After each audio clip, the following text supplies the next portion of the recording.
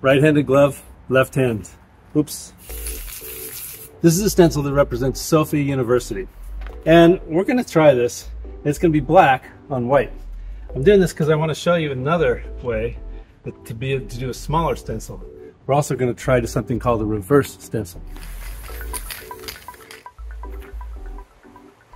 Ta-da! Now at the same time I cut this big positive stencil, I also cut this reverse stencil. And we're going to see how it works.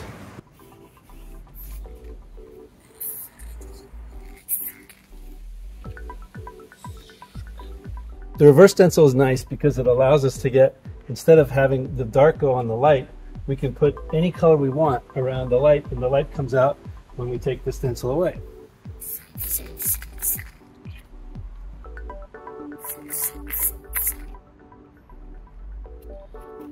The second time when I used the negative stencil, I painted dark underneath and then I painted light over the top. But the principle is the same because you see you get this nice big aura around it of paint, however you want to paint it. Instead of having this nice crisp area, you have kind of broad spectrum paint around the final